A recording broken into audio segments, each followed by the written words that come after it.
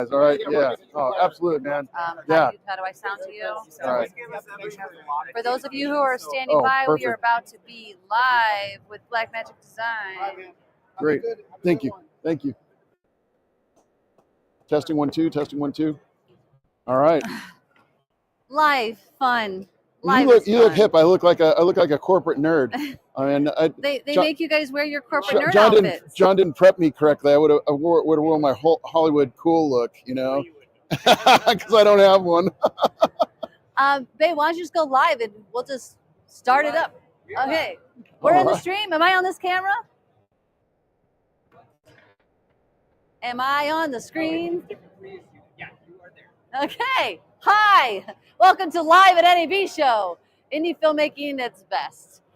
So, first of all, I would like to explain that I look hungover, but I don't drink. We just had a very fun night at the Blackmagic Design sponsored party for the League of Filmmakers. We bowled, we networked our butts off. It was so much fun.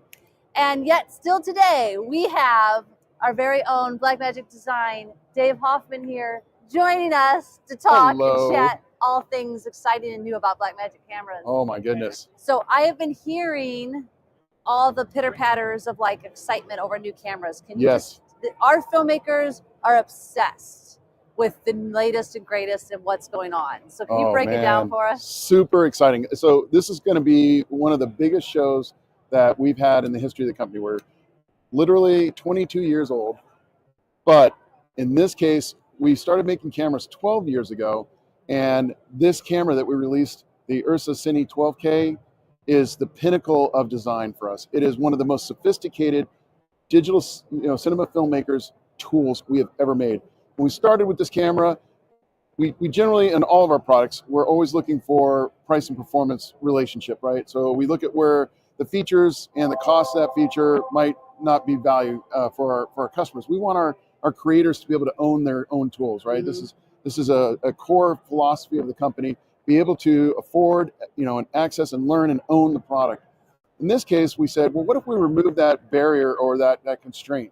And we designed a camera that met the absolute top tier requirements of high performance, high demand filmmaking. So I'm getting chills. Yeah. Keep going. Yeah.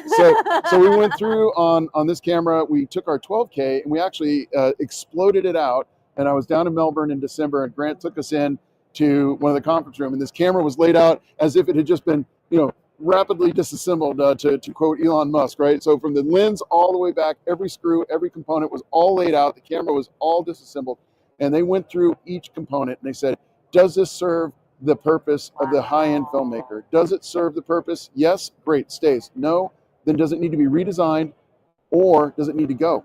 Wow. And are we missing things? And so we filled all those gaps, we made all those adjustments, and we made a camera that really took into account the modern filmmaking workflow. So we wanted to bring what is traditionally thought of as a post-production team into the process. So using our legendary and award-winning product, Resolve Studio and Resolve, free software, by the way, again, empowering the creative community, we wanted to make the camera capable of working with that team immediately.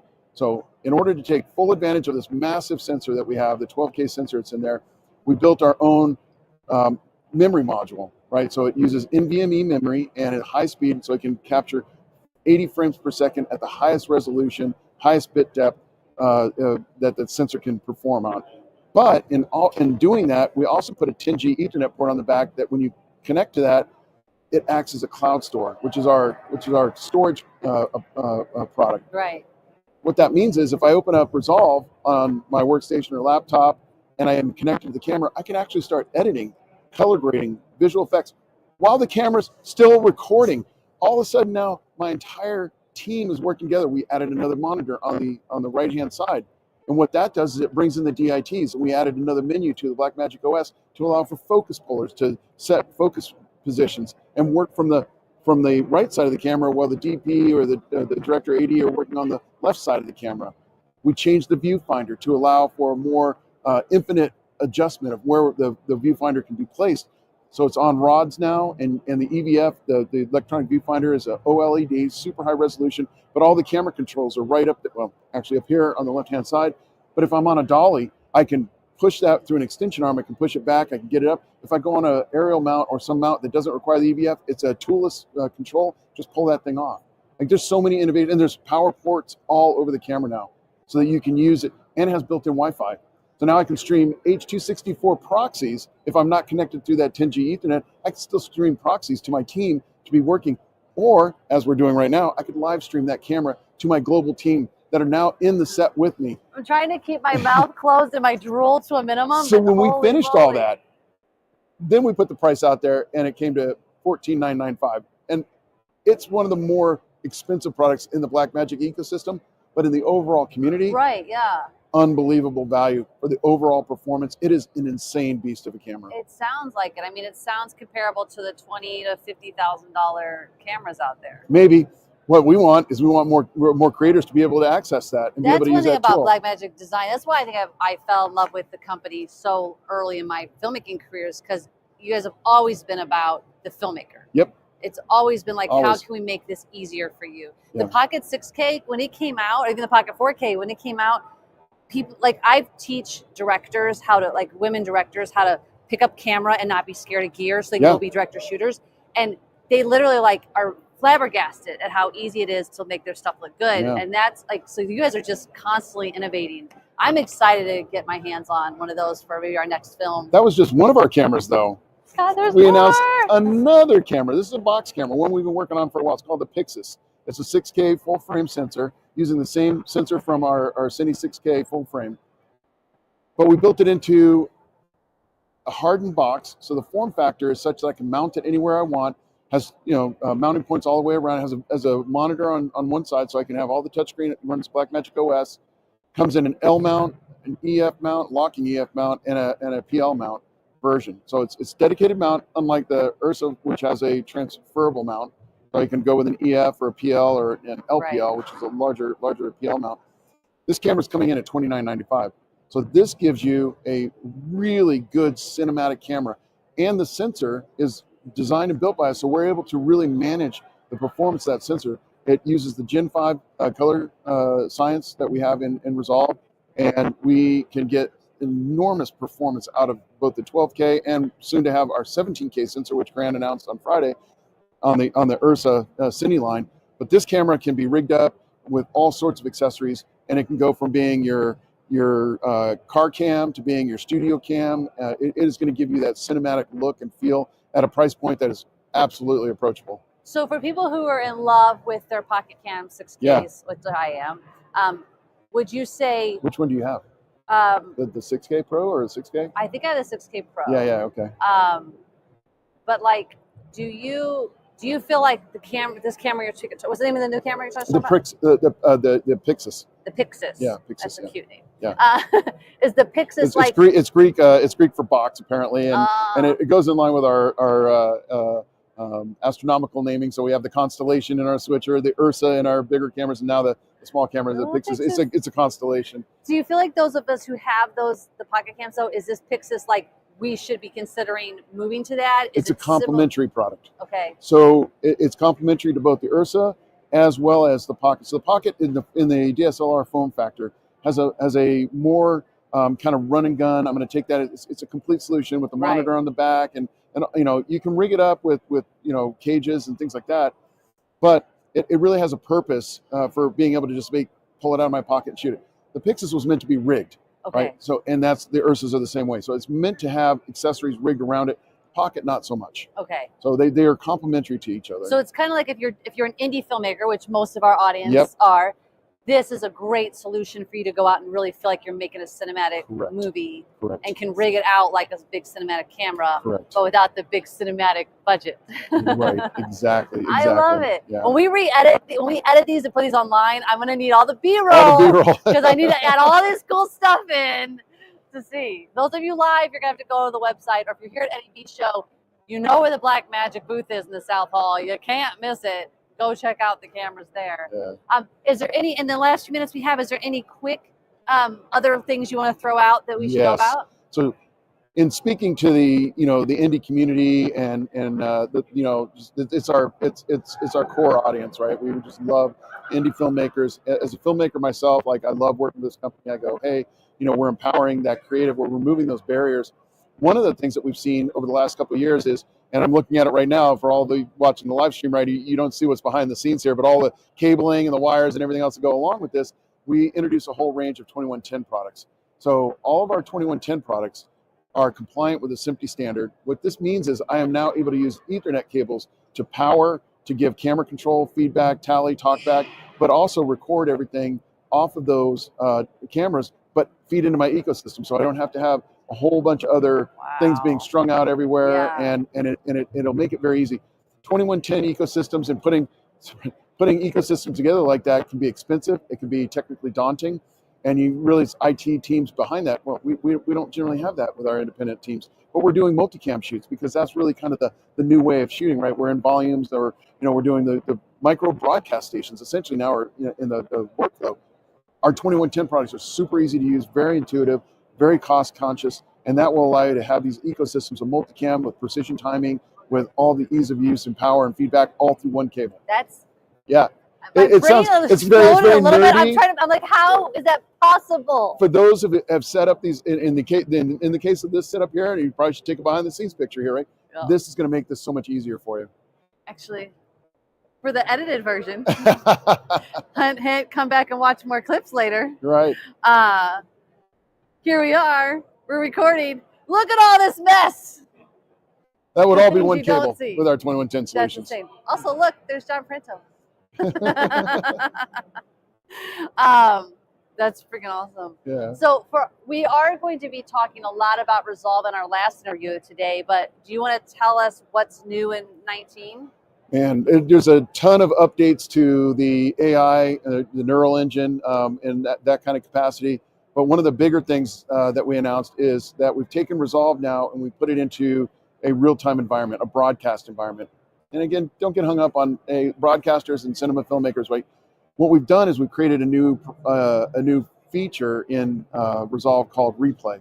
What it's doing is it's recording all the ISO inputs. So if you have a number of cameras that are coming in and you have them being recorded to one of our cloud store products, that can be fed directly into Resolve. So I'm watching all of it in a multi-view setting. And if I have a replay or a point in time that I want to go back to, I can set a marker on that and go back and roll all the cameras back and go, oh, you know what? Camera one was what I was looking at when that event happened, but camera two actually got a better shot, or I want to create a quick highlight reel. Meanwhile, it's still recording. Right? You don't stop. Wow. It's all recording. And as you take these cameras, you're building a timeline. So at the end, if you want to make quick updates and outputs to social media, you can do that through our delivery page. We've got all the power of Resolve now in a real-time system because it's linked through our ATEM switcher and a new product called the Media Player 10G.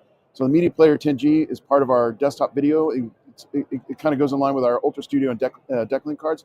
But this allows Resolve now to be converted into running on a integrated system that has precision timing, because Resolve's a non-real-time system, right? So it's a post-production system. Right. Now we've made it into a real-time system. Wow. And Fusion, Fairlight, Color, Edit, all of those power, everything is associated with it come in. In Fairlight, just the last update here, one of the kind of cool things, we have auto panning. So if you put a tracking marker in Fusion, you track something moving left to right, and you have three-dimensional audio set up, it will auto pan by tracking that, auto pan for you.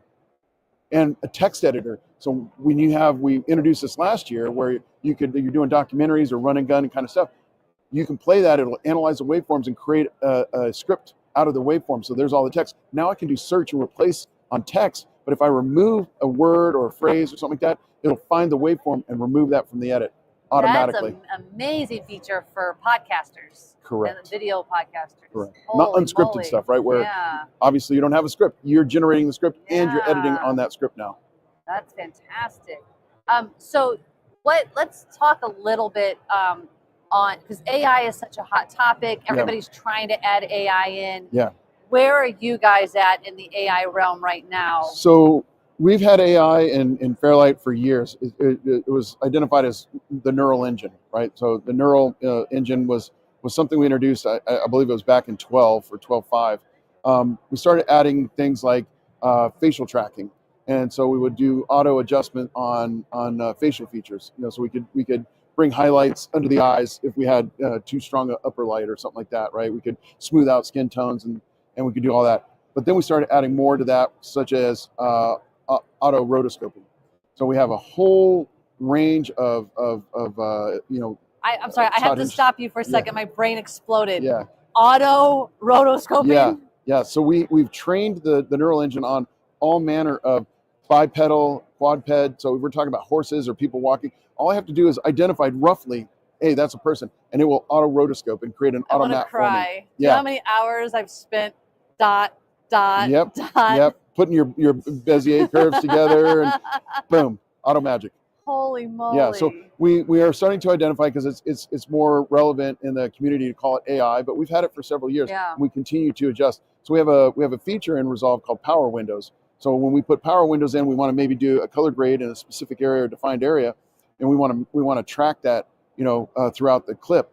So all of that intelligence is now just sped up as we take more advantage of the processors and all that, taking the labor intensive work out and allowing the creativity to have more time. And I actually want to point that out to filmmakers who are worried about AI as well, that like this is, you've mentioned, like, you need the person. Yeah. You still need the person to make this happen. Yeah. It's just helping your job be easier and less painful. So the generative AI is really where a lot of the concerns come in, right? So you're creating content out of thin air, right? And this is where the problem is. If we're doing, if we're using learning models for, speech, or even, just generating synthetics, completely artificial characters based on real, people or real environments, that's where the danger comes in.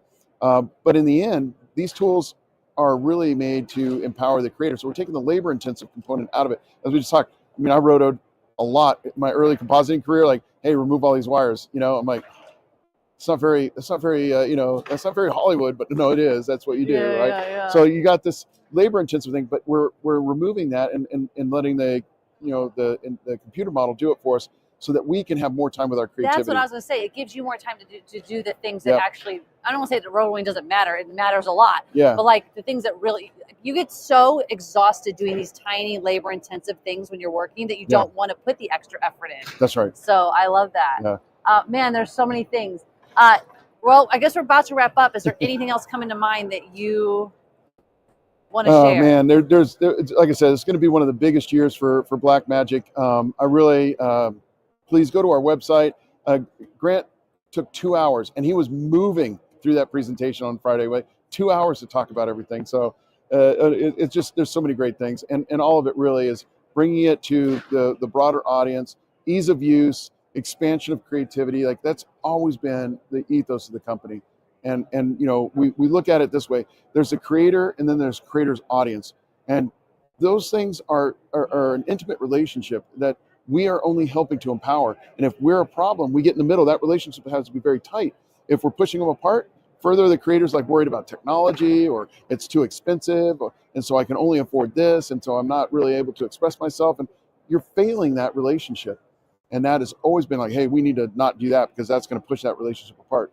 That's our ethos. That's really what Blackmagic does. And then, this community is really who we empower. You watching us is an example of how much Blackmagic Design loves filmmakers, because they've created the League of Filmmakers to bring all of us user groups together. You're going to learn more about that as the year goes on. But thank you so much for joining us, Dave. I know you have a crazy busy day. No, my pleasure. My pleasure. And everybody else, stay tuned, because in a few minutes we're going to be back with our next guest.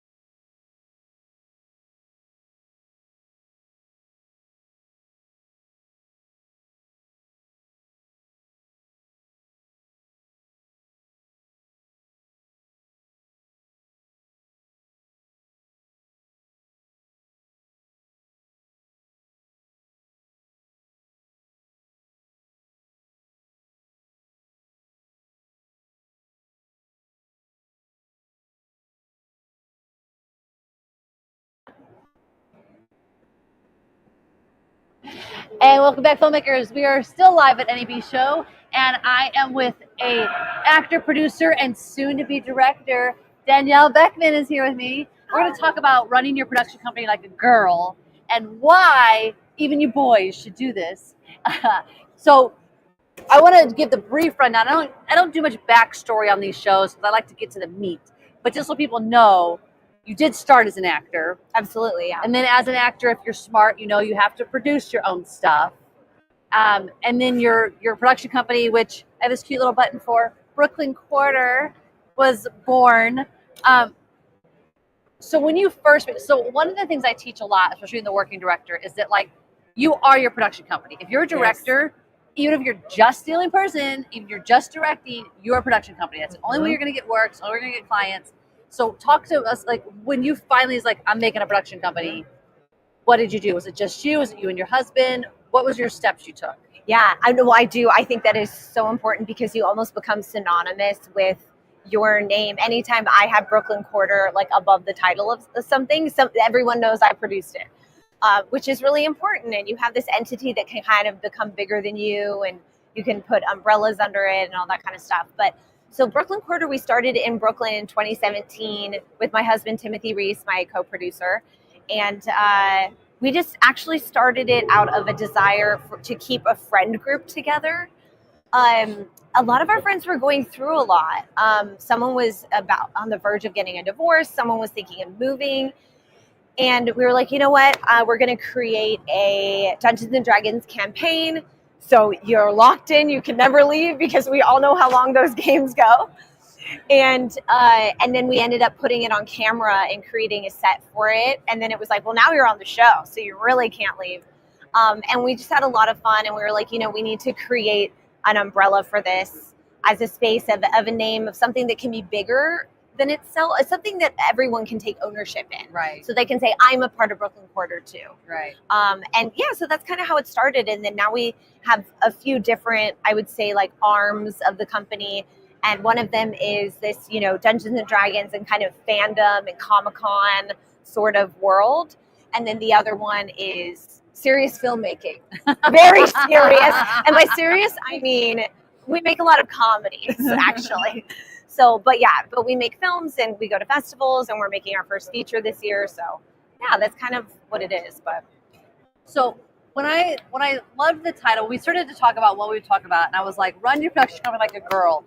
And what I like about that is I feel like women often, first, there's a few, we're going to get into a few reasons. The first one is women often don't like to, they don't want to take ownership over something they don't feel is truthful, I guess, right? So as I'm a director and I'm like, well, I can't say I'm going to have a production company because I'm just a director. And so I want to say, as women, you've got to sort of take the ownership and be okay basically being like dudes and just saying, this is mine, this is what I'm going to do, making it sound bigger than it is. Because the truth is, if you as a filmmaker want to go out and get a client, you want to direct something, you can hire your DP, you can hire your sound, you can hire whoever you need. Doesn't matter the budget. So that is your production company. That is why you're a production company. And you do it with love, you do it with compassion, and you do it with integrity. And I think there's a thing that we really care about as women. We want our clients to be happy. It's not as much, I don't know, for me, I've never noticed most women, it's not about ego. So what do you feel like when we say run your production company like a girl? What's the first thing that comes to mind for you?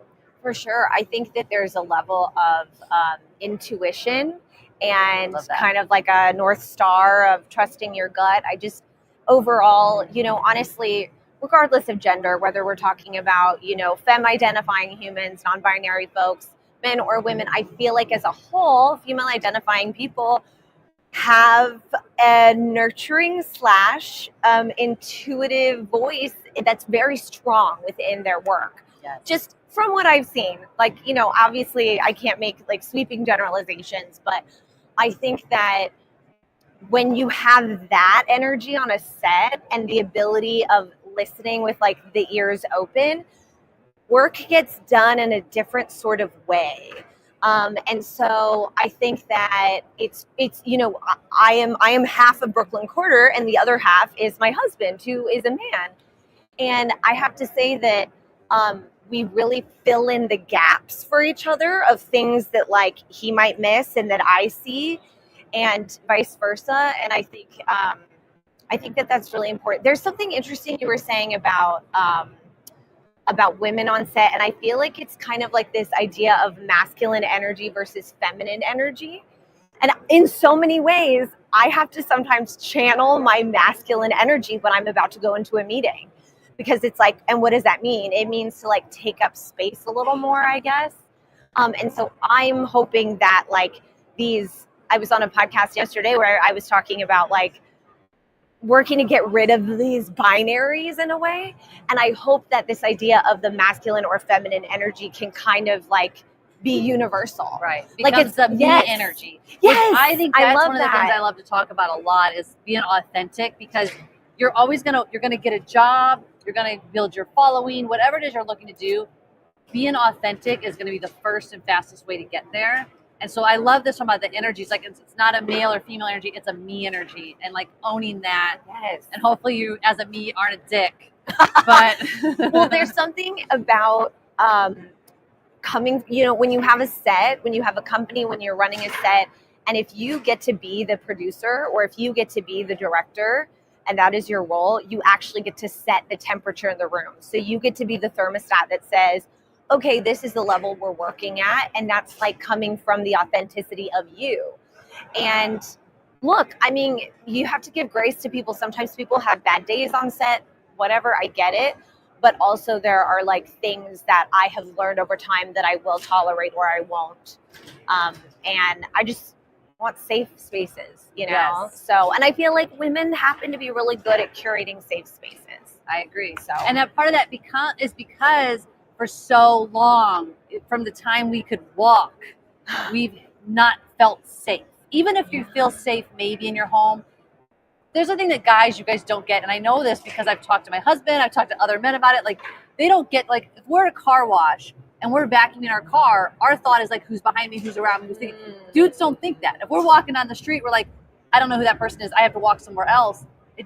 Dudes don't think that. So I think that that's what I think I love, that like we do bring that whole energy of like, I'm going to keep all my babies safe, my cast, my crew, you know, I'm going to make sure you guys have what you need. And that is so true, that I do think, and that's not to say that dudes don't do it. I just think that women have an innate nature to want to do that. Yeah, absolutely. And yeah, like we said, and look, everything we're talking about are, some of these are generalizations and things, but I do think that there is something to be said about kind of like that intersection of being a woman, and that, I mean, look at the whole Me Too movement from, 2017, 2018. Like there's not a single woman that I know that wasn't affected by that. Yeah. And I just feel like that has to change. And so I am really grateful for people such as my husband, Timothy, who can come along and really be an ally and say, yes, I want to tell these stories and I want to be here especially as a white man with privilege, getting to do that. I think that's well, really cool. I talk about all the time how our white men with privilege are the ones who have to help make change. Absolutely. Because they hold the cards. Us. They have to open doors. They have to use their voice. So it's good to know that you've got that back. I know. I am grateful. And if not, Timothy. I'm bragging about him. It's great. So you, as an actor producer, I feel like you come from a different space as well. And now you're about to direct, which is, I think, it's going to be such an empowering and like powerful transition for you, who already has, you have the know-how, you've been in all these other positions where you've probably been, as an actor, you get taken advantage all the time. And I don't even mean in like a bad way. I just mean like in a, here, show up to set 3 hours early and wait until we're ready. Kind of, like, I don't do that because I started as an actor as well. Wow. And for me, it's like, I don't want my cast there more than an hour. And even that is a lot for me. Like I always try to make sure my actors are treated in a way I would have wanted to be treated when I was acting. That's great. So like, what are your thoughts as like a producer, actor, and then, becoming a director? What are some things that you would tell filmmakers that you would love to see sets be run more like? Oh, absolutely. One big thing that we talk about, the dream set, is 10-hour days. Yes. Dream set. And we actually, on a recent production, it was called Curtain Call. I was the lead producer. beautiful short film directed by Melinda Hale, and her husband John Volk wrote it. Stunning. We're starting to get into festivals, so yay. But that set, we ran 3 days under 10 hours each day. And on the first day, I remember the first day C came up to me and we were like, hey, okay, we're done for the day. And he was like, we're done? I get to pack up my cart? Like, what? And I was like, yeah. And we were on set, 8.5 hours, whatever, including lunch. And everyone was sort of like, okay, well, I guess I can have like tacos with my significant other now. Like, I have time to have life. And so I think that that's really important, especially if it's, kind of like a regular gig. And I'm, obviously there's union stuff and there's things like that. But for us and the indie things we're doing, I think those days are really important. I feel like we need to set that standard. I think about this all the time with unions. I have one of my dearest friends is a union grip, and you think about like, is he on an overnight? Is he spent 16 hours on set? Like, I just think it's unhealthy. It's unhealthy not only for not getting sleep and for your actual health, but like your relationships. Yeah. Like, you can't expect people to work these, and then they're now we're working into Fraturdays and like no one has a weekend. No. I don't think it's just not necessary. Like, give more money and just add days to your freaking production. I know, and honestly, it's a systemic is problem. it even going to be more money if you think about it? Like, you're paying so much overtime anyway. You do end up paying overtime. No, that's so true. And so it probably all comes out in the wash. Yeah. And it's just, it's time is money on set. Time is so valuable, and so it's true when it's like, wait, can we have 15 minutes of grace? Or like, wait, we're just going to go an extra hour, and it's like, well, we could have just created even a half day. Oh my gosh, I love a good half day. Especially with indie stuff, it's like we only need you. We have to finish up a couple things. You pay everyone for their time. Yeah, so it's a systemic problem though. It's a big problem because one of my dear friends is a first AD on huge sets, and he'll leave at 4 a.m. and he'll get home at 9 p.m. And it's like, what do? He has a family, and it's exhausting. So I would love to see some kind of energy, I think, reinvigorated into film culture in that way, where we go, hey, it's okay to take shorter days, and it's funny. It's actually okay to have a hobby. Every filmmaker friend that I have, actually including myself, we were like, we don't have hobbies. Yeah, when someone says, what else do you do? I'm like, does watching TV count? Yeah, you're like, I watch movies and TV to like get inspiration for my next project. Is that a thing? And so I was talking to a friend she's a creative executive, and she is starting an a cappella group. And she's like, she's joining an a cappella group. And I was like, good for you. Okay, I'm going to rollerblade more. That's my hobby. Like, we're all trying to get these things. And so I would just love in the film communities there to be margin for people to have full lives, I guess. I love that. All right, what's another thing that you're gonna do? You either do different as a producer or you'll do different as a director because you came from an acting background. Ooh, I think for directing, there's really something to be said about prep, and I think some over the many years, because I started in theater, and then moved into film, but over the years, the experiences that I have had as an actor where I have felt kind of like unsure or insecure on a set or on stage, whatever, was because the director hadn't prepared the way for me as the actor to come on the scene, literally the scene. And so I would say for me, if I can prep so much that I know exactly what I'm doing, I can even open up the door to my actors the week before and say, hey, let's get together and talk about this. Let me show you my shot list. Let me show you my storyboard. I want you to know on the day, this is what we're going to do. And like really stick true to that and say no. And then also, as a director, be open to pivoting when an actor's in front of you and gives you something delicious and gives you gold in like a scene or a moment, to say, you know what, let's go this way for a second, which comes from my improv background, and so yeah, I think prepping and really, once again, creating that safe space and going with that intuition of saying, maybe I saw something a certain way, but with the way that the production design has set this scene and the way this actor is giving me this moment, I want to make a change because I'm listening and I'm present. I just heard a story, it was a TikTok, that during ET, that wow, why is this wonderful actress's name submit? Who you know what I'm talking about? The mom in ET. Oh, the mom in ET? Wow. Iconic. I love her. I'm so sorry. We're so sorry. I'm on very tired brain right now. But yeah, like she had a moment where she got up from the dinner table and she didn't want the kids to hear her cry. And then Spielberg is like, why did you get up from the table? And she explains it. And then he has a whole like wall built in and a kitchen built up so he can do the scene for her, which I know obviously indie filmmakers, we're not Steven Spielberg. We can't have a whole thing built.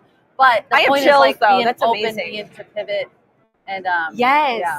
Yes, and listen kind of to those, this word has been coming up this weekend, pings, like that little intuition, like that ping from the universe, whatever you want to call it. And I think listening to that, because when you are in a space of curiosity, the ego has no room. And I think that many times from my profession originally, my profession as an actor, there are a lot of egos. There are a lot of egos in directing that just somehow start in a petri dish and grow. I don't know. I wish they would be snuffed out. But I think constantly keeping that in check, and also within that, surrounding yourself with community that will keep you in check.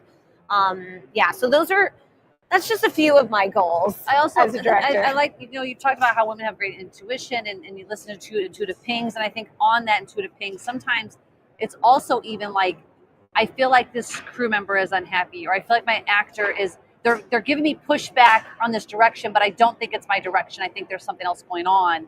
And listening to that intuition and having that moment like, hey, is everything okay? How's your day? Because that can actually shift someone's attitude so much. Yes. Yeah. Like how are you feeling? Yeah. What is this scene making you feel? Because it could be you, the actor, or you in the character feeling something's off. Yeah. And it's just investigating. And I think too, that's a part of storytelling, right? We're investigating relationships and people's lives and creating empathy, hopefully on, larger scales and whatnot. And so I think bringing that on a set is like really good. I want to remind anybody, if you are with us live, we've got a few minutes left. It's time to get your questions in, if you do have any. In the meantime, I will keep asking all of my questions. Okay. I do have one comment from a user. Ooh, I love that when you are in a place of curiosity, there is no place for ego. The comment that we got is, when you are in a place, she loved the comment, when you are in a place of curiosity, there is no ego. That's great. You can put those up on the screen too and share that with the audience. I just did it. Also, if you're on Facebook, unfortunately, we don't know who you are unless you gave Facebook permission. So let us know who you are so we can say hi. So I want to go back a little bit about production companies as we wrap this up. A lot of questions I get from people when they're forming their production company, especially when they're new and it's usually just them, is they're like, to LLC or not to LLC. I am always a big believer. I always tell people it's a DBA until you're making a certain amount of money, which is usually about minimum $35K in profit, not in net, not in revenue, in profit. You're in that year, probably more. But what is your advice about LLC versus DBA? Exactly what you said. Honestly, it's exactly what you said. And I got this advice from an attorney. So now I have an attorney and Jen Page have said the same thing. So this is legit, but it's true. DBA is great. I have friends who have production companies, they in S Corp style. So they bill everything to that and pay themselves. That's another way. I will say I S Corp'd last year finally. Oh, great.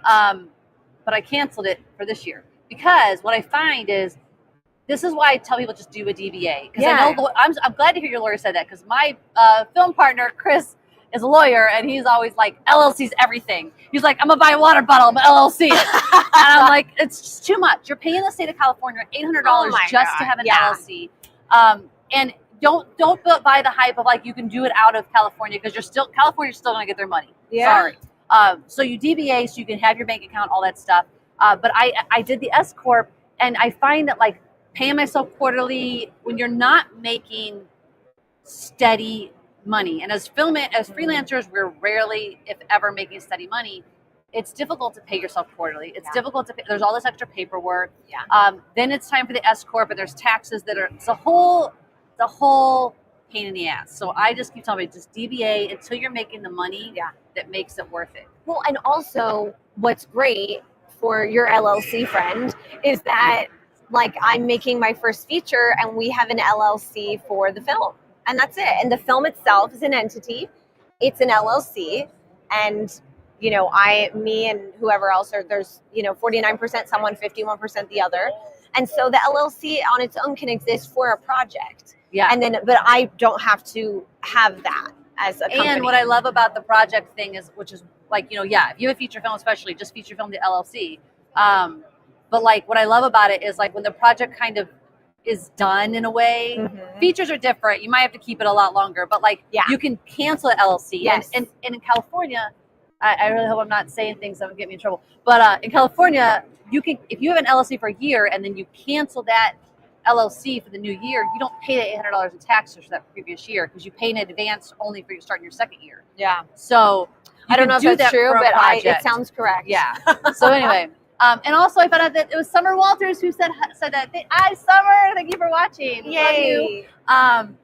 So, okay, as we wrap up here, is there anything that comes to mind for you that's like, I want to impart this to filmmakers who are coming up, or even actors who are scared to make the transition to producer directors? Yeah, I think that specifically for actors making a transition into somewhere, as an actor, you're already a storyteller in a certain way. And so just know that can translate to another hat. You're just wearing another hat. Now you're taking care of a different part of the stable, where you were over here and on this side of the camera. Now you can be on the other side, and you might even have more authority in certain ways to shape the storytelling, which is that much more exciting. And so, I think lean on your community, ask questions, come from a place of kindness. And just for creatives in general, my friend Raji Hassan and I'm directing his short this year. That's my directorial debut. But my friend Raji Hassan and I always say, just don't get out of line. Don't get out of line. Your time is coming. The checkout counter is coming up. But if you get out of line, you're going to lose your place. So, just stay there. And if you don't have the strength to stay in line and you need someone to hold your space for you, that's okay too. So like, just keep persisting and keep pushing on, and don't be afraid to lean on others, I love it. Yeah. Love it. Thank you so much, Danielle. This has been great. For those of you watching, we will be back in just a few minutes. But before we go, my lovely husband producer is reminding me to thank our amazing sponsors, Blackmagic Design and NAB Show, for giving us this awesome space. Aperture for the lighting that we have, Sigma for these awesome lenses, and Hollyland for our little tiny cute mics. We love them. All right, we'll be right back. So stick around, and you don't want to miss this next thing, because we're going to talk about networking at a big show like NAB Show, which is overwhelming and scary, and I can't wait to learn from our next guest. So stick around. And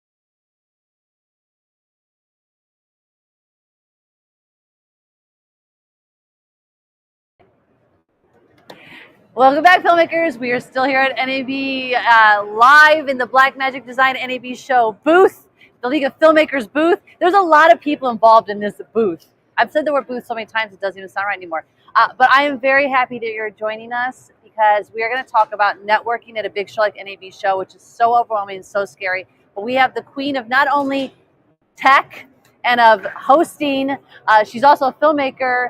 And she stopped hosting NAB's live big show to come talk to us. Nicki Sun, thank you for being here. Jen Page, it's a pleasure and honor. I'm in love. Thank you. Thank you so much for creating this environment, for allowing to spotlight my us. gosh, we've known each other since you were like a baby tech host. Like literally like in your bedroom, I think, like in your living room, like getting tech gear and doing stuff. And now look at you, just like thank you. owning the place.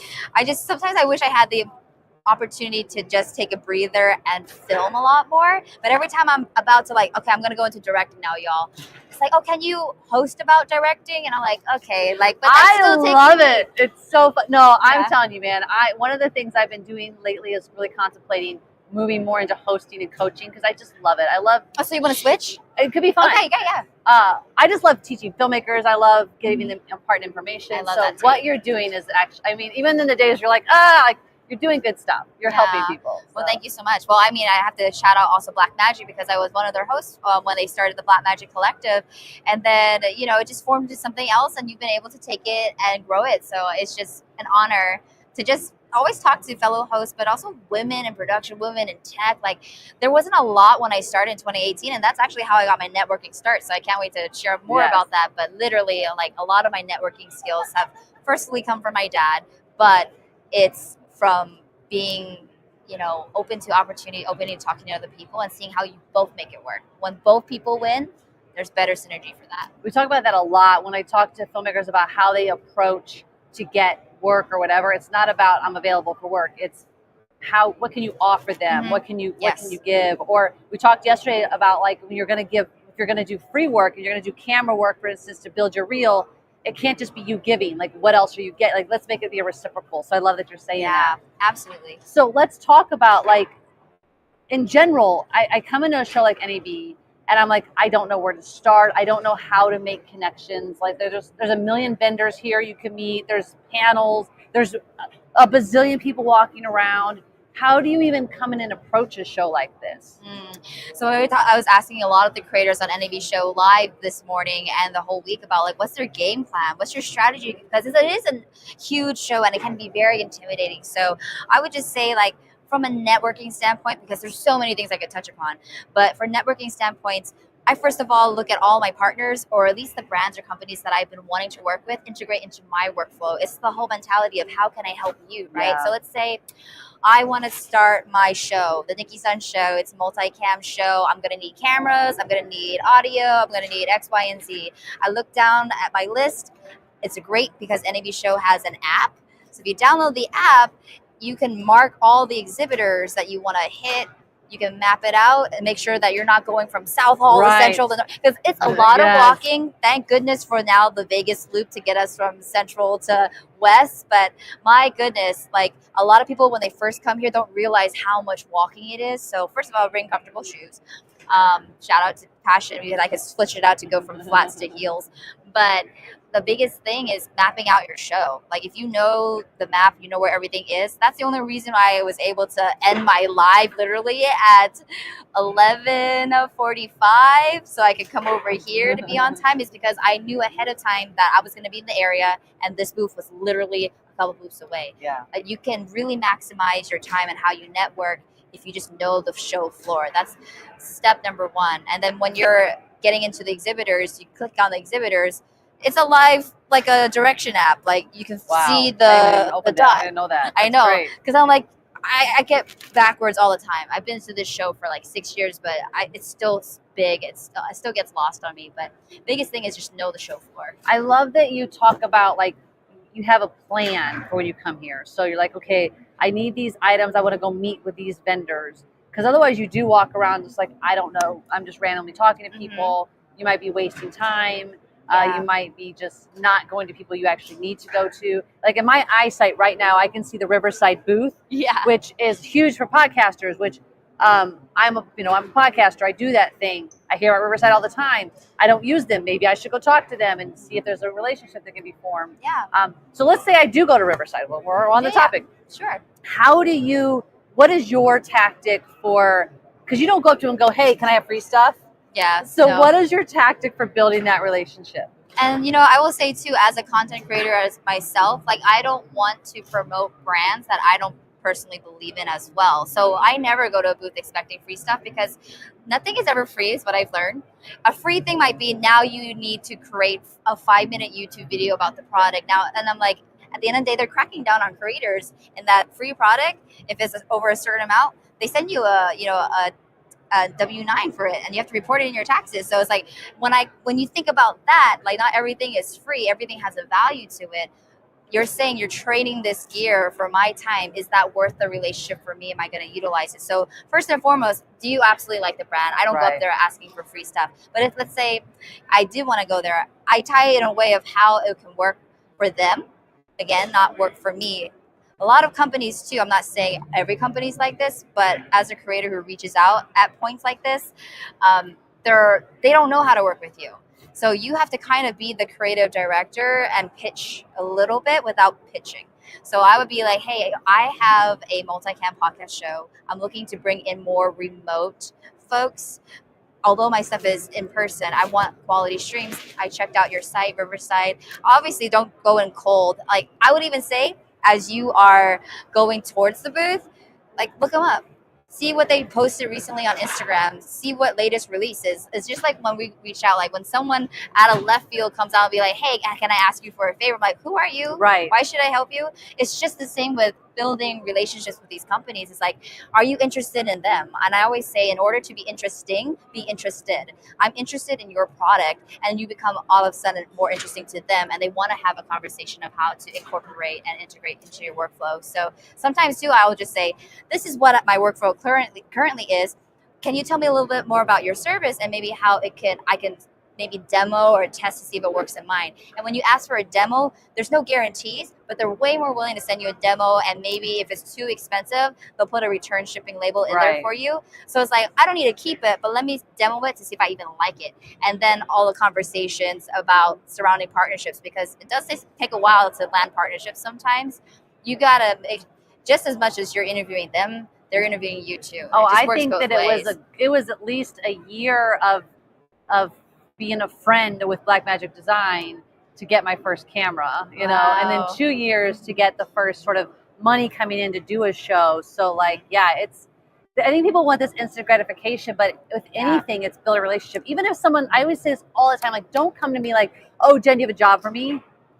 No. But if you come to me and you're like, oh my gosh, Jen, that thing you did, I last short, here's why I loved it and all this stuff, I'm going to remember you for that next job. And then you support them too. So outside of the show, if you really, let's say if you are really going on with the example of Riverside, you know, play with their stuff, like go on Instagram, follow them. I mean, like who wants to help out someone who really is so disconnected, all about themselves, and doesn't even want to like show love, right? So I think when I was first starting out, I just basically was operating rigs and I would just tag everybody, and I didn't expect anything. And then when the company's like, that's a really cool thing, I'm like, that's an opening, lead with that. I'm like, yeah, I'm looking into I was borrowing a rig, but I was testing out, you know, the small HD cam. This is actually a true story. What could I get in contact with your marketing team, or, you know, can I test something? And then like, here's the email. Like literally all I did was post a rig that I was working with, and I really liked the small HD monitor. I'd never been in contact with small HD. And then when their Instagram team reached out to me, I'm like, that is an opening. I think a lot of people don't realize, they get so caught up or paralyzed. Like, what do I do? What do I say? Like, do I just like it? Continue the conversation. Because it's so hard to get recognition sometimes with so many creators out in the world. But it's, again, that genuine, deep relationship. Like, if you're going to tag folks, tag them because you believe in their product. If I have something else with 20 different products, I'm only tagging the products that I actually love. I'm not like for all this brand stuff, because if that marketing team does reach out to me and I start a relationship through that, I want to continue this relationship, you know? Yep. Gosh, I feel like this has like already been so much like fantastic information. Like I feel like I could go to a vendor now and talk to them. So what is sort of the follow-up, I guess? So, you've talked to a vendor, you've had maybe an interesting conversation at their booth. How do you follow up with that? So the cool thing that I have this year, and I'll show you, is I have like a dot card. So they come in different colors, but you can scan it for QR, but it's literally through like NFC. So everybody usually has their NFC typed on.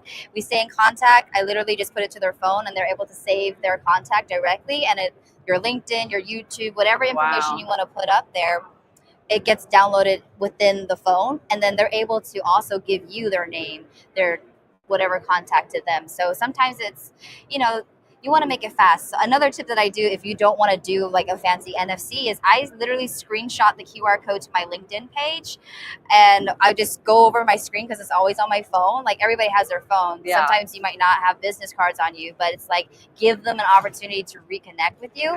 I always get their email though. Yes. Because I know they can have my contact, but then I'm waiting for them to reach out to me. So my number one tip is get their contact information. And if you want to go a little further, I know this might not be for everybody, but I'm a social person. I love tagging my friends.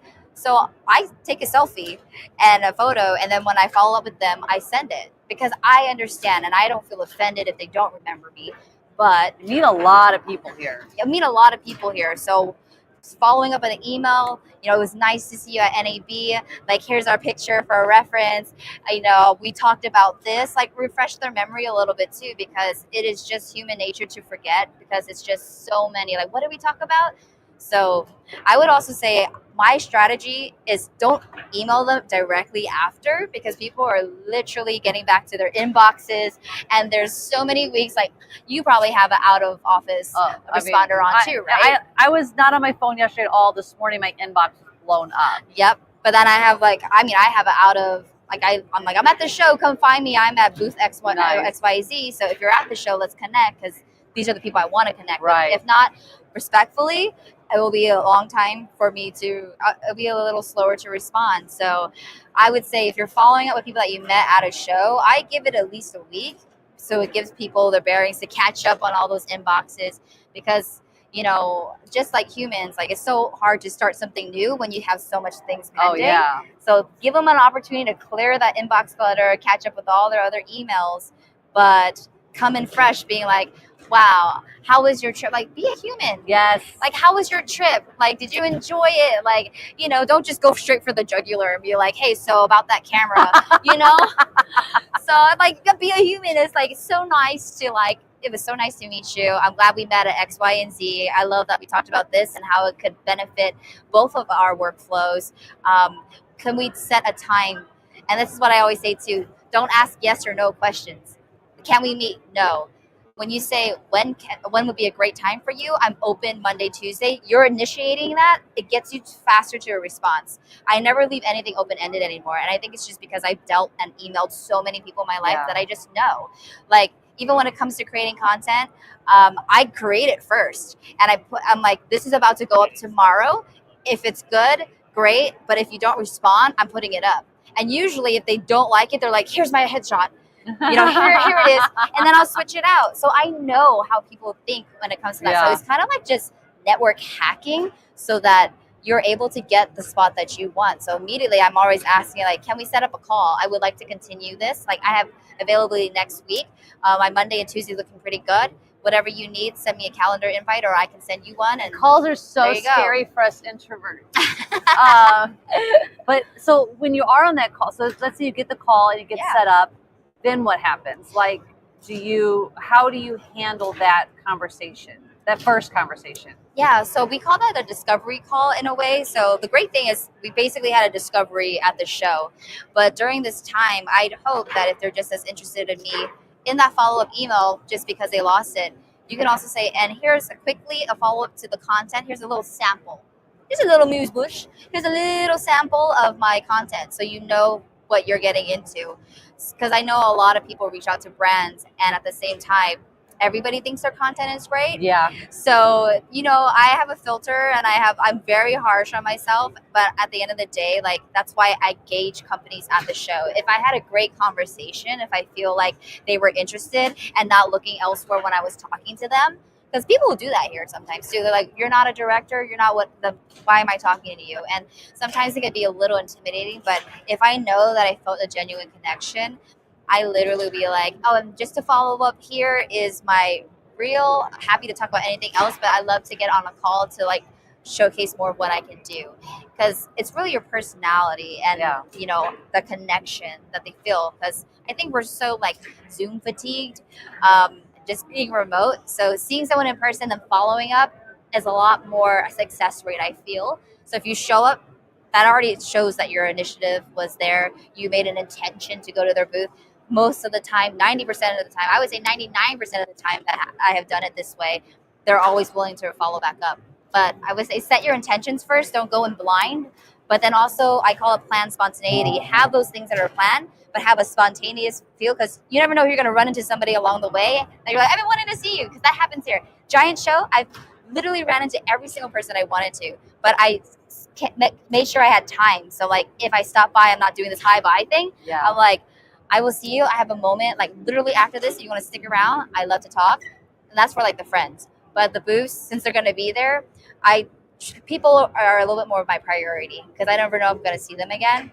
And sometimes those are the contacts that you met here that work at other big companies too. So don't sleep on the folks that come here to attend and the buyers. The buyers are not at the booth. The buyers are literally walking the show floor, seeing new stuff. So do not dismiss anybody that you meet. You just never know. And again, even with viewerships, right?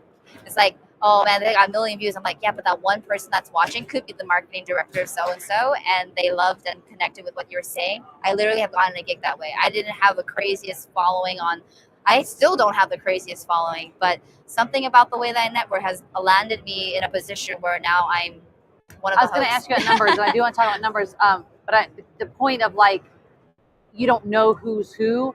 When you're here to show like this, it doesn't matter what hotel you're in. Mm-hmm. We're in the cheapest hotel in the world right now, because it's across the street.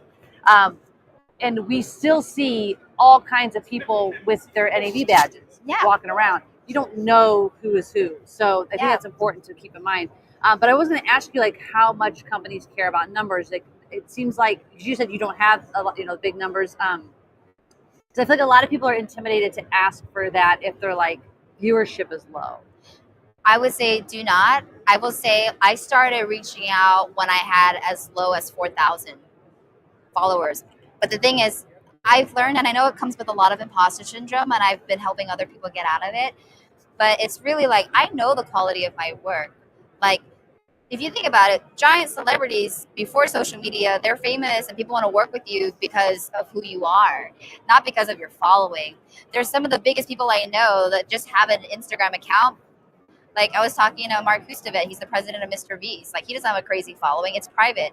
But I actually feel very honored when I'm a part of his like friend group, Like, he doesn't post anything about work, it's like very personal. But getting to know someone, developing that longer relationship comes from knowing somebody beyond just like what they do. Like, when you really genuinely care about someone. And so being able to interview him, I feel like we have a great connection now. And who knows, I'm going to follow up and see what happens. But the numbers should not matter. I think I've always valued quality over quantity. And how I see it now is companies are so much more into authenticity. And they actually care about what we call nano and micro influencers, those with followings less than 10,000, because they've built a very niche community. So something as like, I think I got a lot because I was one of the few women on camera talking about tech, and they on their marketing purposes, and I see it for what it is. And while I'm like, take it, like, here's an advantage, I'm gonna run with it, because everybody else has every advantage in the world. If my advantage is that I'm a woman, but they find out later that they've underestimated me, I'd rather be underestimated than overrated. And then what I do is, like, I have this opportunity, I work with them, I do my best to create the most fire content that has them in mind. Like, would they accept this on their page? Would they want this promoted on their page? That's a good look at it, And if they do, then it's like, wow, we loved working with you. We are willing to double our budget for you next year if you want to be our sole creator or come on as a brand ambassador. So sometimes they're not looking at you as a creator for your numbers, but more as we need more diverse folks. We need more women. We need X, Y, and Z. You never know what it is about you that a company needs, but utilize that as a marketing tool. And I would say get out of the idea that your value is judged and based off of numbers, because I absolutely hate that. I've lost hosting gigs because like, oh, but you don't have 1 million followers. But then they get an influencer to host and it's terrible. They're terrible. And they're terrible. So I'm like, well, you learned your lesson, you know? But when you want to talk quality, like someone who has dedicated their craft, just like musicians who dedicate their craft, you pay them for that. I've always had to constantly advocate for myself as a host to get paid, because like, oh, we'll just get a volunteer from our staff to like MC in the middle. I'm like, no, you need someone who knows the program and cares about plugging your sponsors, because none of this would happen without your amazing sponsors, right? So I would say go for it. And if you need help looking at your pitch, I'm more than happy to look at that. I know I just put that out there, but if you find me on the show, connect. I'm very transparent. I'm definitely wanting to help creators create. I love that they have a creator lab now, which is basically where I'll be the rest of the day. But there's so many new tools. I interviewed the CEO of Adamus, Jeremy Young, yesterday. They literally have been listening to the creators to create this content or create products for creators, because they know that it is rising. It's a multi-billion-dollar industry at this point. So if you have someone, even with a small niche, but everybody's into tech, you've hit way more people. Your engagement rate is way higher than if you had 200,000 followers and you just posted to post it. Like, people are seeing through that now. So I would say that is a great change, is game recognized game. So if a company at this show is saying, how many followers do you have? And they're basing that, I don't want to work with you anyways. Honestly, and then take that. It's just like dating. I say that, like, you know, just as much as you're dating, engaging somebody, like they're doing that to you, but like, it's more like I know I'm great, and it's not being ego. It's literally like, I know I'm a great creator. I know what I provide. This is how much it would cost because I'm putting like hours into this. And if you're going to come back me at a lower rate, I don't budge anymore. But I know I'm in a position to say, like, because I have a portfolio to do that. But I literally have said, I'm sorry, you know, I'll just follow up because like, we want to work with you. I'm like, okay, what budget did you have in mind? And that literally will tell them right away that I'm not looking to do stuff for free. It depends though, right? It just really depends. But if they come back with a budget, I'm like, well, okay, well, that's cool. I could do X, Y, and Z with that. But if you're looking for me to do this, it's going to cost this. And if they're like, oh, we don't have that budget, people will always have a budget in their mind because they're trying to get as many creators, but like, how much are you going to charge? But I will say, like, this is my content, right? And this is what the quality is. So they'll be like, okay, we'll have to think about it. But stand firm in your budget. I literally stand firm as like, you know, I really love your product. I hope to work with you in the future. But yeah, like when you have the budget, I'd be happy to like reconnect and open it up. And literally sometimes the next day they'll be like, we found room in our budget. So stick to your guns, stick to what you know and who you are. And be okay walking away from it. And being okay. I hope you all are listening to this. I preach this, what you're saying all the time to my working directors. I'm like, you have to be okay walking away. You have to know what your number is for each project. And sometimes that number is $100 and sometimes it's $100,000. Like you have to know what that is. Exactly. And I've learned in this industry that, learning to say no has been empowering. So much to be able to say no. I know in the beginning you feel like I got to get all this free stuff, exposure. I'm like, exposure kills. Like too much exposure will kill you, just like the sun, right? So, and not even just the way it's like overexposure. It will kill you because you're working so hard for nothing. Yeah. At the end of the day, you are creating a product for them. They're going to turn that around, put paid placement on that, paid promotion. So that's why it's a whole other thing. It costs money to create the content, but if you want to actually push money behind it, that's going to be extra because you can't just market my stuff like on stock photo. I mean, that was like a thing with Simu Liu. Like before he became the star of Shang-Chi and the Legends of the Ten Ring, he was doing stock photos and he was paid maybe $100 for that stock photo. They continue to use it in perpetuity. And again, I can talk about this all the time, but read your contracts. If it's in perpetuity or exclusive only, ask. You don't have to sign it. I always ask, like, hey, I don't, because I'm a tech reviewer, like, I'm not biased. Like, so just letting you know, like, I am open to, I'm going to be reviewing every single hard drive. I'm going to be reviewing every single tripod. So the moment someone is trying to lock you into, like, if you sign with us, an ambassador, you can no longer talk about tripods, microphones, or lights. I'm like, that's my livelihood. Exactly. And I have to be okay walking away. Because at the end of the day, that's going to reduce my opportunities to work with multiple companies. And this company better give me a lot more if you just want me to be a mouthpiece for your brand. So I think, yeah, just knowing yourself, what you're able to provide, know your worth, don't waver on it, and then just continue to push quality content. And it doesn't matter that you have X amount of numbers. Again, I've landed 5-figure, 6-figure, well, not 6-figure, 5-figure Soon. deals. Soon. Put it out there. But I have, landed 5-figure gigs by just saying this is my content. And I didn't hit 10K followers at that time, but they knew that they liked my work. So I love this. There's so much valuable information we've gotten from you. Thank you. If there's anything, if you take nothing away from anything but this one thing, I want to push filmmakers being authentic, because as you can see, Nicki is nothing but authentically herself, and it takes you so far. Thank you so much for joining us on thank you here. for having me. Everybody, please stick around. We're going to talk all things DaVinci Resolve and the Indie Filmmaker in one moment. When we come back, in the meantime, please go visit all of our sponsors' websites and see all the new things we're doing at NAB Show. We've got Blackmagic Design at NAB Show, who gave us this booth. We've got lighting from Aperture. We've got lenses from Sigma. We've got wonderful little fun mics from Hollyland. Go look at all their sites, because they all have fun announcements coming out from NAB Show. And we'll be back with you in like 3 minutes.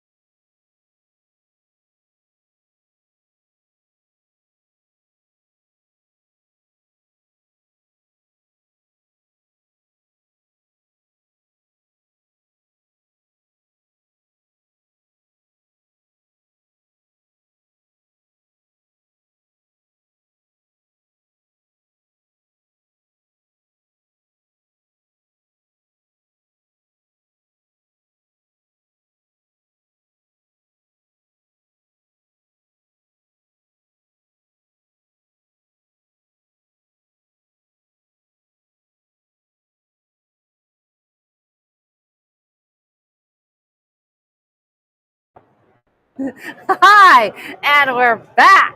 Did you miss me? It's been like 30 seconds.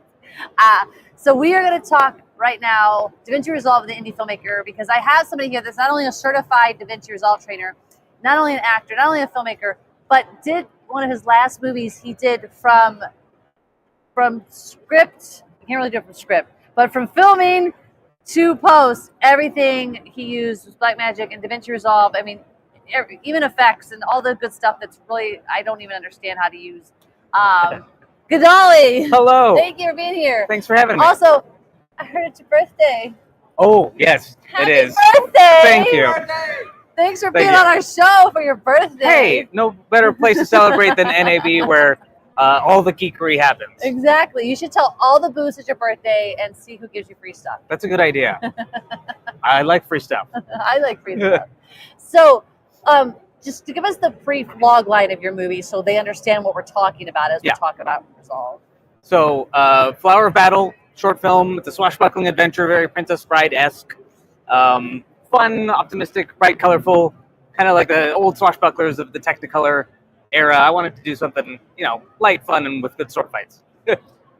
So, one of my things with DaVinci Resolve, like I want to learn it so bad, and I've even taken classes, and my brain just, I'm so old school with Final Cut, and then I've gotten so used to the magnetic timeline that I have a hard time switching over. But you take this movie, you did everything, right? You edit. Yes. Did you do sound even? So sound, we did some of the sound editing in there. We ended up sending out to a mixer who used his own setup, but then we brought back the stems into Resolve for the final exports and stuff like that. So that was the only thing that So you did editing, a little sound, color, and VFX. Correct, and the finishing and the exporting. Everything. Yeah. And that's why I want to learn Resolve so bad, because like right now, I've sent sound from FCP to my sound mixer, and all right, I'm very tired.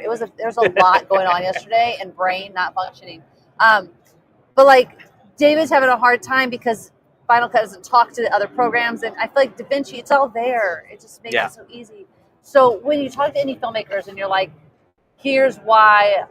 This is we're not being paid by Blackmagic to talk about this. I just think it's fast. The software is fascinating, and because you're a certified instructor, I love talking about it with you.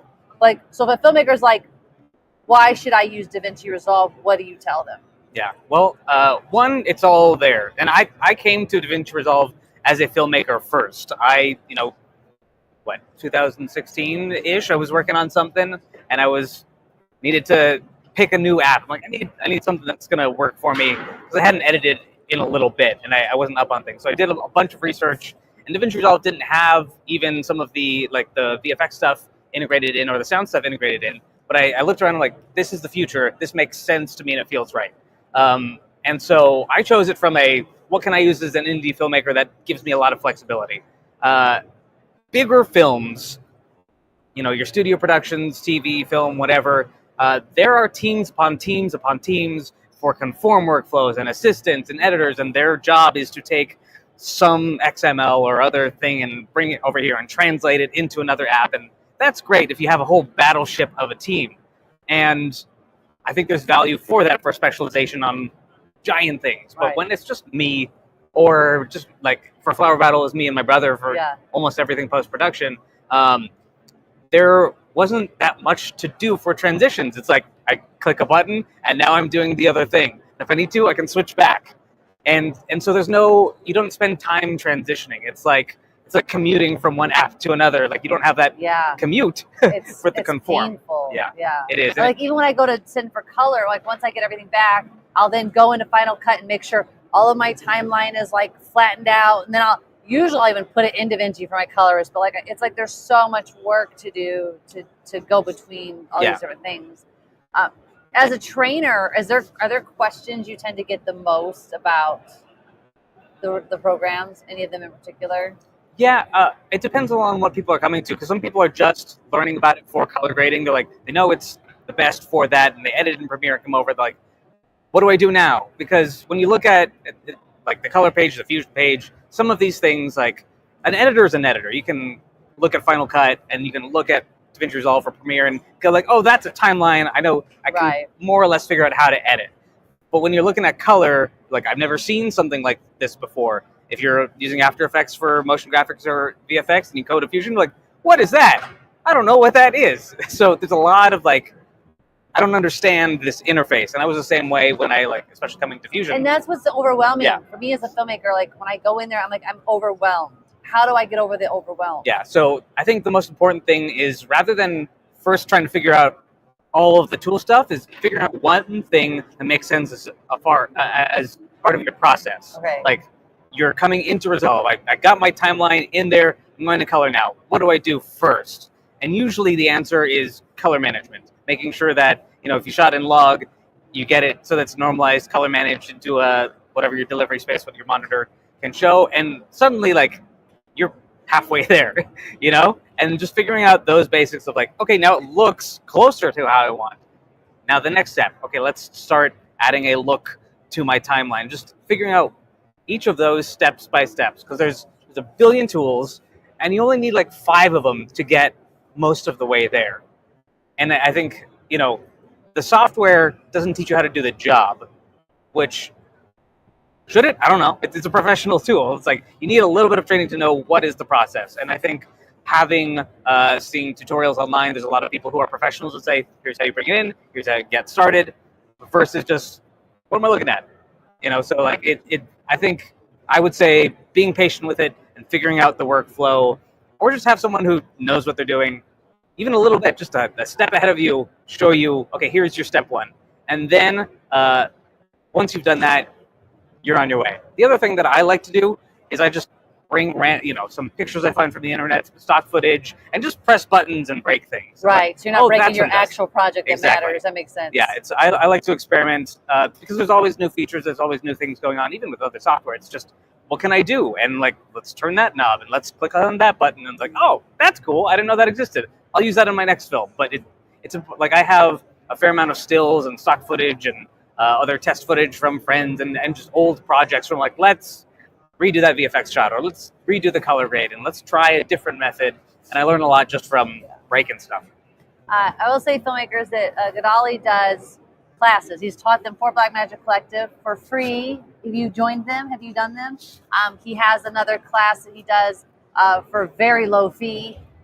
So it's really, I do suggest if you want to learn Resolve, it's really nice to, because you can find YouTube videos on everything. But it's nice to be in a class where you can go, wait a minute, stop. What was that thing you just said? Or I can't find that button, or whatever it is. So that's great that you do that. So let's talk about how you integrate this for indie filmmakers. Yeah. So you've made this movie. Obviously, you don't have the studio money. You've probably scraped every quarter out of the couch to make the movie as it is. So now you're in post doing it yourself. You're bringing it into edit. I mean, edit, I don't think, like, editing obviously makes the most, people get editing. You're coming in, you edit, you make your picture work. But is there anything about the editing program itself that you would want filmmakers to know when you did your movie? Was there something that helped you, helped it be easier? Yeah. I mean, one of the main things is collaboration. We were editing and the cloud collaboration had come out. So my brother and I we were in the same physical space, but we had the project synced, so we could just open it up on each other's computer, and he could edit a scene, I could edit a scene. Now, can you do that like, say, Google Docs, where you're editing at the same time? Yes. Holy moly. You can't actually, if you're both editing, you can't be in the same timeline at the same time. Okay. But our workflow was we pulled selects on timelines, and then we were each editing scenes. So we had, each scene was its own timeline. So we were each like doing different scenes. And then, so I'd edit a scene, he'd edit a scene, we'd watch it, like, cool. And then we could just swap and jump into the timeline. And that way, Hold on. Are you having... Oh, John, producer John was like looking at us like we're crazy. And I'm like, what, is our sound bad? And he's like, no, I'm drooling over everything you're talking about. So you guys can be working on different scenes. Yes. Drop your finished scenes into like. correct. Yeah, so... You need to be mic'd. You have good questions. Yeah, the question was, we're working on different scenes at the same time in different timelines. I like to make things very modular for my editorial workflow, just so that nothing comes together too quickly. Because if I'm working on a scene, it's just easier to like, let me just focus on this. Because I get overwhelmed. I'm like, there's a whole movie to edit. Yeah. And we had a lot of footage. And it was there were fight scenes and multiple cameras. And so... As someone who just edited a little mass battle fight scene. Yeah. Oh my God. I ended up sending it to Jason Gellifer was like, please, I'll pay you to do this. Like, just do the rough and then I'll clean it up because it's a beast. It's a beast. There are 2 big action scenes in the short, and the first scene we had like an hour of footage or something ridiculous maybe before that scene. So I had a select timeline where I just put everything there and I organized it into sections by takes. It took a long time just organizing the footage, and then I could comb through and pull out, okay, what's good? Here are some things. Let me make sure I have every part of it. And then I dragged those all into its own timeline just for that scene. And I just went through that step by step. My brother was working on scene 2. And so we were just plodding along doing that. And kind of like did half and half of the scenes. And then we could look at each other's timeline, either on our own computer or just go to each other's workstation. And then we just kept it organized that way so that I had my scenes. And then once those were done, we could duplicate the timeline so we had backup or, just swap. And then I was editing that. And then once we kind of got all the scenes into a good place, then we dropped it all into the same timeline. Like, okay, here's short. And then we're also know that makes sense is because sometimes your timeline gets jacked. And when you have everything in that one, it's so complicated to go back and figure out where you screwed up something. Yes. Whether it's the sound got out of sync or something. I'm fastidious about duplicating timelines for version control. I edited a commercial a while back. I was an on-set editor, and I was using Resolve. And it's like footage dropped in. It was a big brand thing, and there's like new shots coming all the time. And every single change I made, I just duplicated the timeline and like labeled it with what the change was and all that stuff. So he's like, "Oh, I like that shot before. What was that? What we do that?" I'm like, just open up that timeline, and it saved time. I mean, like there was no time. It was like that was a learning experience because it taught me like how fast I could actually get things done. Because normally that kind of turnaround was like, "Oh, I have a day to do these 3 edits," and it was like 5 minutes. Go, we're doing another take. I want to see how it cuts into the whole commercial. Wow. Like, wow, good thing I didn't realize how well I knew the tools until I had that high pressure situation. Yeah. And there's nothing like, and there's nothing about, there's nothing better to get you to learn something even more though than being in those high pressure situations. Yes. Okay, so now you finally got all the segments put into one timeline. You guys are like, we're pretty much picture locked.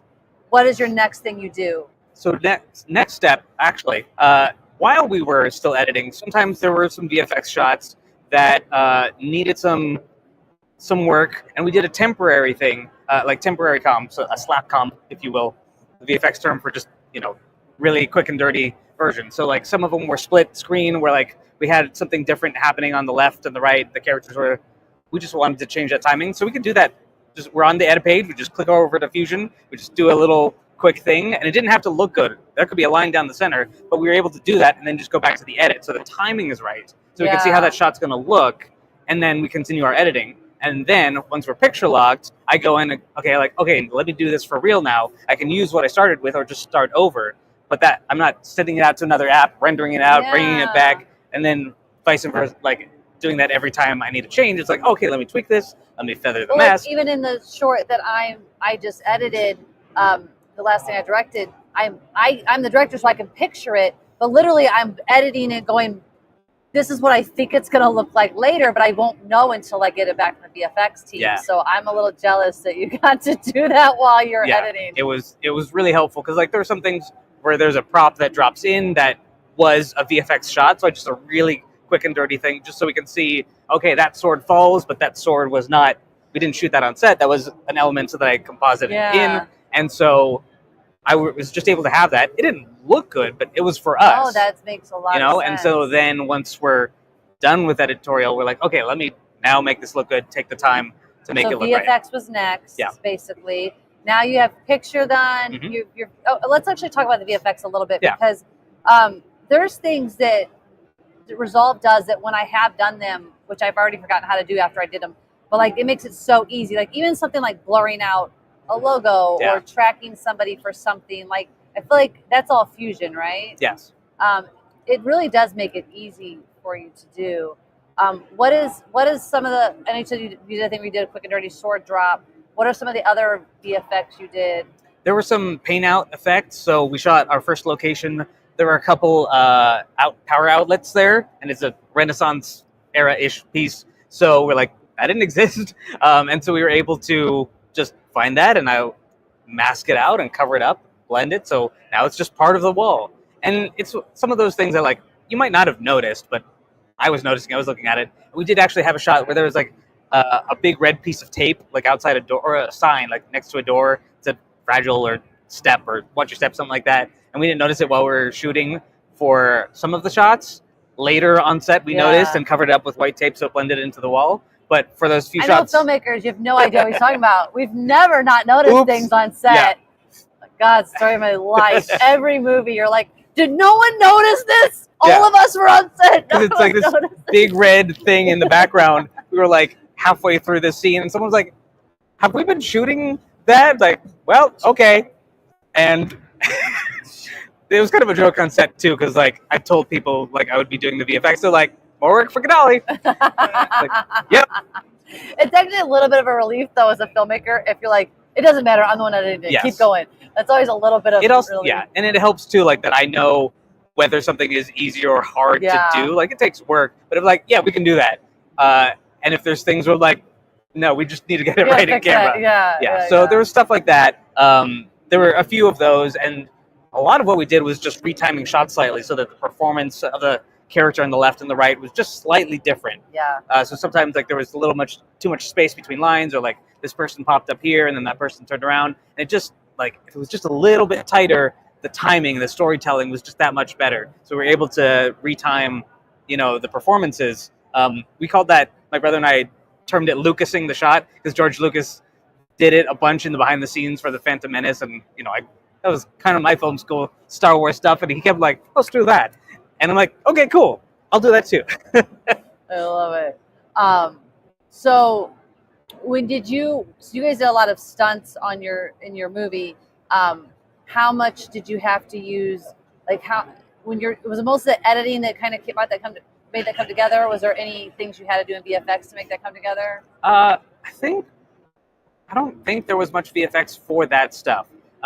Most of it was just, a lot of fight choreography in camera and just getting the editing so that the timing works. There were a couple prop gags that we did where we had like someone would cut and then someone's like buttons would fly up and stuff like that, and we had that rigged up with some fishing line. Nice. So we did a little bit of VFX to paint that out, stuff like that. So there are a few prop gags like that were assisted by VFX, but it looked pretty good without it. So it's just some detail work and that kind of thing. All right, so now you have your picture, you have your VFX. What is the next part in your process? So then we're both sending the picture lock and stuff like that to sound and to music. So we're rendering it out. We're putting that in separate timelines so we can keep track of their work. And on our side, I'm doing color grading. So now going through the timeline step by step, making sure my color management is good. We had the LUT that we'd shot on set that our DP did great work with, already setting a look. So what was in camera was very close to what we envisioned for the final thing to look, which saved a lot. So had that. I just added a higher quality version of that. Camera LUTs tend to be lower quality than what you can do in post.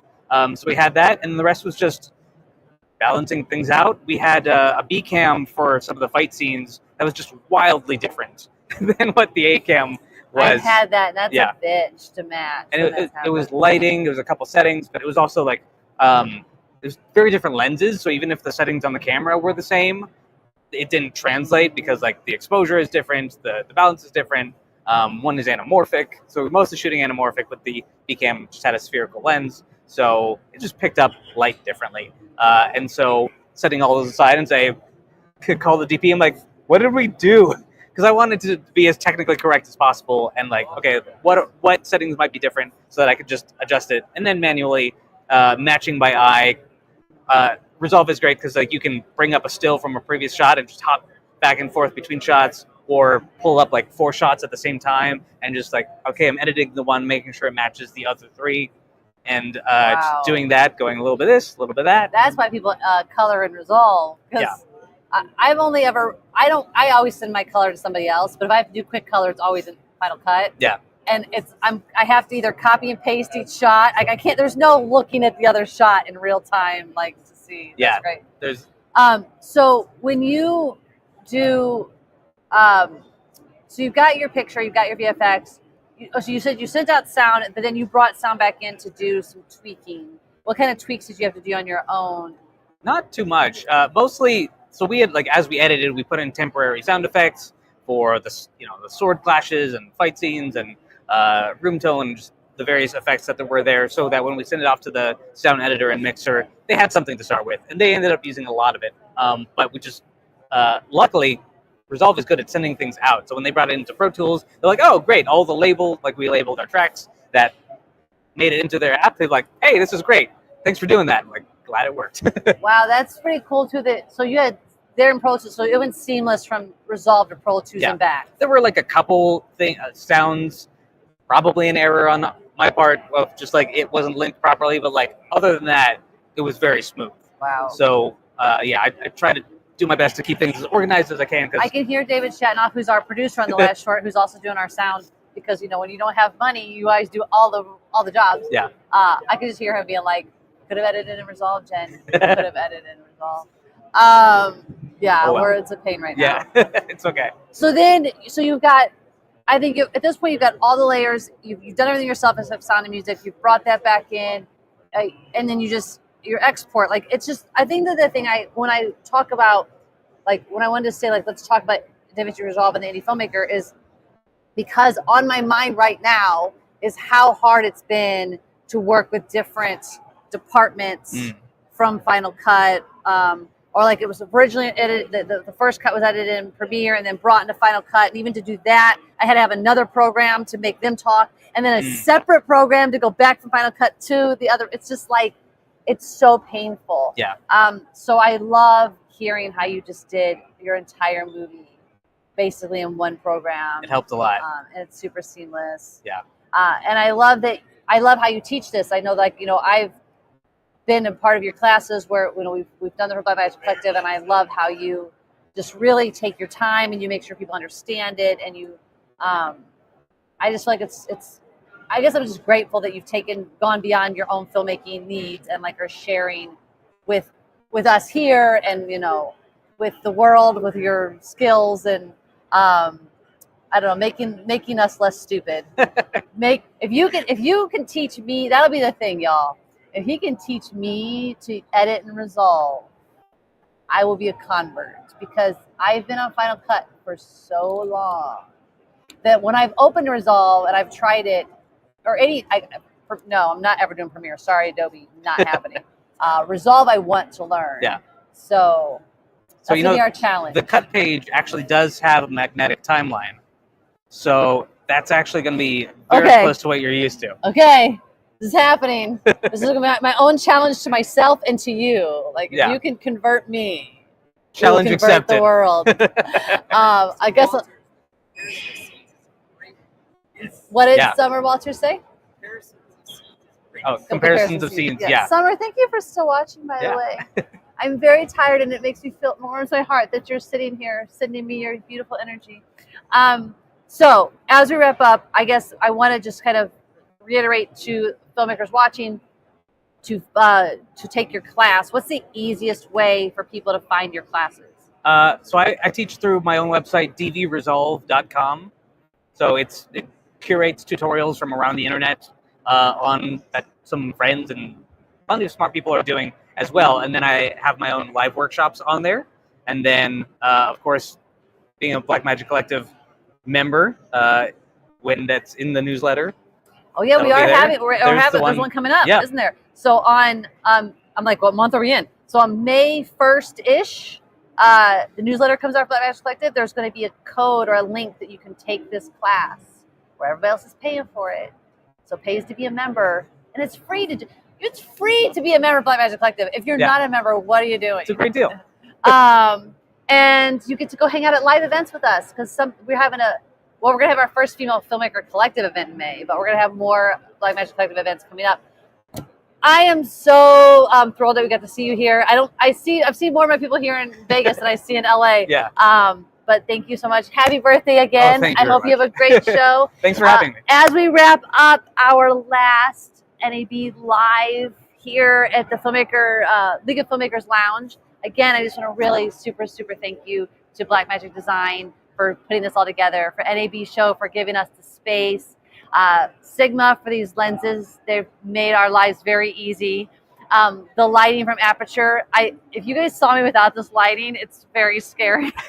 I'm very tired. And our mics from Hollyland. These are so great. Look at these little, like these, just pop them on and like, yeah, walk around the convention getting your sound. It's been great. We're so grateful for our sponsors. We're very excited that the League of Filmmakers is formed and is bringing together all these user groups to be one massive like film collective. And those of you who are members of Blackmagic Collective, if you're female identifying, please join us in our new Female Filmmakers Collective. Our first event's coming up in May. It's going to be very fun. FemaleFilmmakersCollective.com. Go there. And I guess that's everything. That's a lot. We will see you back in Los Angeles.